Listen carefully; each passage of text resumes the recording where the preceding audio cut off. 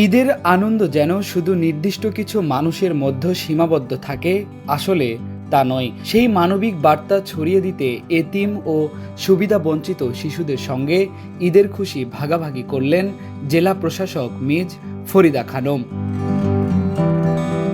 আজ দুপুরে নিজ বাসভবনে এতিম শিশুদের আমন্ত্রণ জানান তিনি। শিশুদের আগমনের পর ফুল দিয়ে উষ্ণ অভ্যর্থনা জানান জেলা প্রশাসক। পরে তাদের হাতে তুলে দেন ঈদের নতুন জামা কাপড় ও উপহার সামগ্রী। শুধু আনুষ্ঠানিকতা নয়, শিশুদের সঙ্গে একেবারে আপনজনের মতো সময় কাটাতে দেখা যায় এই নারী জেলা প্রশাসককে।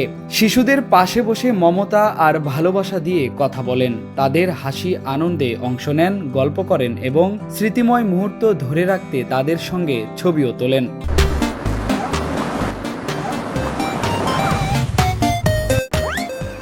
এ সময় পুরো পরিবেশ জুড়ে ছিল এক আবেগঘন ও পারিবারিক অনুভূতি।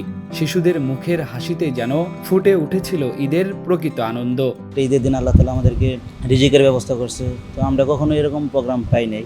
আমাদের এরকম প্রোগ্রাম প্রথম হয়েছে, তো আমরা এই প্রোগ্রাম বিশেষের পক্ষ থেকে পেয়ে অনেক খুশি হয়েছে। আলহামদুলিল্লাহ, আমাদেরকে এরকম প্রোগ্রামে দাওয়াত দেওয়া হয়েছে, এতে অনেক লাখ কোটি শুকরিয়া। আমরা টুপি দিয়েছে নবীদের সুন্নত, পাঞ্জাবি দিয়েছে একটি নবীদের সুন্নত। আসার সময় গেটে আমাদেরকে ফুল দিয়ে বরণ করা হয়েছে। আলহামদুলিল্লাহ, অনেক খুশি হয়েছে আমরা। জেলা ডিসি স্যার আমাকে ফুল দিছে, পাঞ্জাবি দিছে, টুপি দিছে। দুপুরের খাবারের আয়োজনেও ছিল ভিন্নতা ও আন্তরিকতার ছাপ।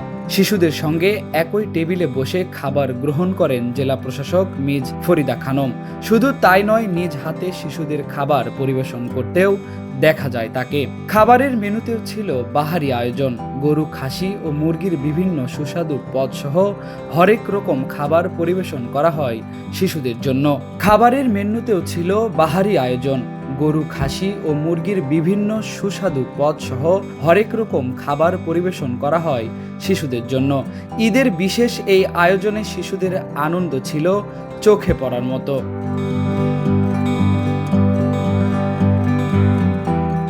জেলা প্রশাসক বলেন, সমাজের সুবিধা বঞ্চিত ও এতিম শিশুদের মুখে হাসি ফোটাতে পারাই সবচেয়ে বড় আনন্দ। ঈদের খুশি সবার সঙ্গে ভাগাভাগি করতে পেরে তিনি নিজেও ভীষণ আনন্দিত বলে জানান। তো এখানে যতগুলি সন্তান আছে, প্রত্যেকটা সন্তানকে কিন্তু আমি আমার নিজের সন্তানের মতো মনে করি, কারণ আমার নিজেরও একটা ছেলে আছে। আর ওদের সঙ্গে যে একসঙ্গে দুপুরে লাঞ্চ করব, এই যে ওরা ছবি তুলছে, ওরা আমাদের বাংলায় ঢুকে আনন্দ করছে, এটা আমার কাছে মনে হয়েছে যে একটা অন্যরকম ভালো লাগা, একটা অন্যরকম অনুভূতি।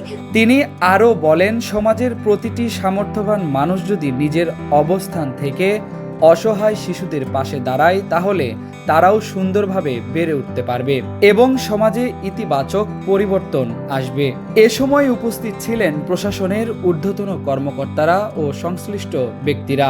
মানবিক এই আয়োজনকে সাধুবাদ জানিয়েছেন উপস্থিত সবাই। ফেরদৌস প্রামাণিক, দৈনিক ইত্তেফাক, ঢাকা।